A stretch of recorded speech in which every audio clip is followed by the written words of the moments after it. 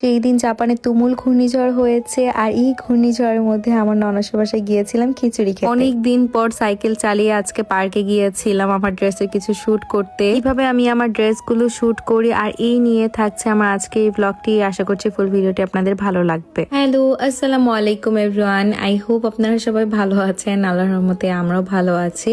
সেদিন ছিল জাপানে ঘূর্ণিঝড়। দেখেন বাহিরের অবস্থা কি ভয়ঙ্কর। অলসের মতন বাসায় শুয়েছিলাম, এর মধ্যে আমার ননাস ফোন দিয়ে বলছে যে বাসায় আমি খিচুড়ি রান্না করছি, তুমি এসে খেয়ে যাও। প্রথমে ভেবেছি যে খিচুড়ি খাওয়ার জন্য এত ঘূর্ণিঝড়ের মধ্যে বের হব না, তারপর ভাবলাম যে না খেয়েই আসি। বাহিরে একটা মানুষও ছিল না, আমি মনে হয় রাস্তায় এভাবে হাঁটছিলাম ঘূর্ণিঝড়ের মধ্যে। আর এত পরিমাণে বাতাস ছিল, আমার ছাতার অবস্থাটা জাস্ট দেখেন, ভেঙে চুরে একদম অবস্থা খারাপ। যাই হোক, এইভাবে আমি হেঁটে হেঁটে 10 মিনিটের মধ্যে আমার ননাসের বাসায় আমি চলে এসেছি খিচুড়ি খাওয়ার জন্য। মজাদার সেই খিচুড়ি রান্না করেছে গরু মাংস দিয়ে।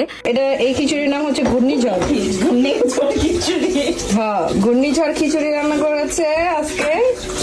ঘূর্ণিঝড় দেখতে দেখতে সবাই মিলে এই মজাদার খিচুড়িটা খেয়ে নিলাম। খিচুড়ি আমার খুবই পছন্দের একটা খাবার। আপু যখনই বলেছে যে খিচুড়ি রান্না করেছে, আমি দৌড় দিয়ে চলে এসেছি ঘূর্ণিঝড়ের মধ্যে। এতে আমি বাসায় ফিরছিলাম, এর মধ্যেই আমি দেখলাম যে বুড়ির দোকানে এত সুন্দর সুন্দর ফুলের গাছ এসেছে। একটু ঢুকে দেখি, আমার কিছু কিছু ফুল গাছ অনেক বেশি পছন্দ হয়েছিল। টাকা নিয়ে আসি নাই, এই জন্য আসলে কিনতেও পারি না। আর ভাবলাম আমি এত সুন্দর একটা গোলাপ ফুলের কালার দেখছি, আপনাদের সাথে একটু ভিডিও শেয়ার করি। আপনারাও দেখেন কি সুন্দর গোলাপের কালারটা, একদম ল্যাভেন্ডার কালার। সেদিন আর কোনো কিছুই রেকর্ড করিনি, আলসামি করে পুরো দিনটা কাটিয়েছি। এটা ছিল এর পরের দিন। সকালবেলা উঠে আমি শাওয়ার নিয়ে নিয়েছি আর ওয়াশিং মেশিনে কিছু কাপড় ধুয়ে দিয়েছিলাম আর হাতেও কিছু কাপড় ধুয়েছি। তো ভাবলাম যে কাপড়গুলো মেলে দেই।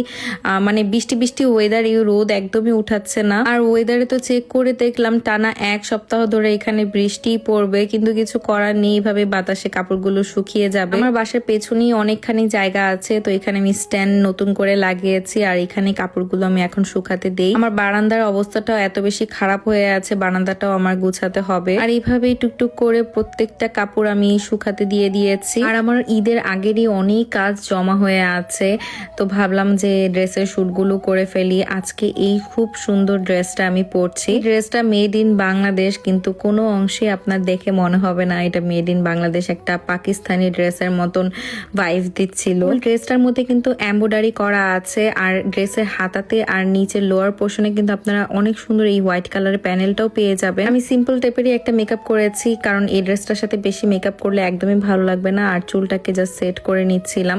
আমার আসলে চুল সেট থাকলে সবকিছুই ভালো লাগে, মেকআপ তেমন একটা না করলেও চলে। আমার কাছে মেকআপ করার থেকে চুল সেটিং থাকাটা সব থেকে বেশি ইম্পর্টেন্ট। ডাইসন কেনার পর থেকে আমার চুলটাকে আমি সবসময় ডাইসন দিয়ে সেট করি। আমার এই টাইপের ফ্লাফি আর লুজ কার্লি পছন্দ। এটা কিন্তু একটা পাকিস্তানি ড্রেসেরই ইন্সপায়ার ভার্সন, আপনারা কিন্তু অনেক গুড কোয়ালিটিতে পেয়ে যাবেন। আজকে ভেবেছি একটু পার্কে যেয়ে ছবি তুলবো, অনেকদিন হয়েছে আমি পার্কে যাই না। সেদিনের আইলাইনার দেওয়াটাও না এত সুন্দর হয়েছিল, চোখটা দেখতে খুবই ভালো লাগছিল আমার নিজের কাছে। রিল আর ছবি যখন আমি পোস্ট করেছি, আপনারা অনেক বেশি পছন্দ করেছেন ড্রেসটা। বাংলাদেশেও তো এখন অনেক বেশি গরম, বাহিরে আউটিং এর জন্য একটা পারফেক্ট ড্রেস আমি বলবো। সেম পেজেরই আমি আজকে 2টা ড্রেসের শুট করব। এখানে আমি ব্যাগের ভেতরে জুতা সবকিছুই নিয়ে নিয়েছি। ভাগ্যিস আমি ছোটবেলায় সাইকেল চালানো শিখেছিলাম, জাপানে এসে এই সাইকেল চালানোই আসলে আমার এত বেশি কাজে লাগছে এখন। আর আমি সাইকেল চালাতে আসলে অনেক বেশি এনজয়ও করি। আর আশেপাশে কোথাও যাওয়ার সঙ্গী হচ্ছে আমার এই সাইকেল, যখন সীমান্ত বাসায় থাকে না, তারও জব থাকে, সেও তার জবে গিয়েছে আর এদিক দিয়ে আমি আমার কাজগুলো করছিলাম। পার্কে এসে দেখি আমার ড্রেসের কালারে এত সুন্দর একটা ফুল ফুটে আছে। আসলে এই ফুলটার নাম আমি জানতাম না, সীমান্তকে যখন দেখিয়েছি সে বলল ফ্লাওয়ারটার নাম হলো হাইরেঞ্জা। অনেক আপু আসলে কমেন্ট করেও বলেছিল, তো সেখান থেকে আমি জানতে পারি এই ফ্লাওয়ারটার নেম। আমার পরা এই ড্রেসটা আপনার হ্যাভেন ক্লথে পেয়ে যাবেন, তাদের পেজের ড্রেসের কোয়ালিটি অনেক ভালো। আমি বেশ কয়েকটা ড্রেসেরই তাদের পেজের কাজ করেছি, আমার কাছে বেশ ভালো লেগেছে। আমি বলবো যে আপনারা এই ড্রেসটা একটা হলেও নিবেন। কালারটাও না এত বেশি সুন্দর, যে কাউকে আসলে এই কালারটা অনেক বেশি ভালো লাগবে। এখানে আমি বলছিলাম যে আমি আসলে জাপানে এমন এমন কালারের ফুল দেখেছি যেগুলো আসলে আমি কখনোই দেখিনি। জাপান হলো ফুলের দেশ, প্রত্যেকটা সিজনে এত সুন্দর সুন্দর ফুল ফুটে এখানে। আপনাদের কাছে এই ড্রেসটা কেমন লেগেছে অবশ্যই কিন্তু কমেন্ট করে জানাতে একদমই ভুলবেন না। ড্রেসটা কিন্তু আনস্টিচ পেয়ে যাবেন, আপনাদের বডি সাইজ অনুযায়ী কিন্তু আপনারা বানিয়ে নিতে পারবেন। আমি ড্রেসটার প্রাইস শুনে অবাক হয়ে গিয়েছিলাম যে ড্রেসটার প্রাইস কতটা রিজনেবল। এটা যদি অরিজিনাল ড্রেস হতো মিনিমাম আপনাকে 5 থেকে 6 হাজার টাকা দিয়ে এই ড্রেসটা নিতে হতো, বাট আপনারা মাত্র 2 এর ঘরে এই ড্রেসটা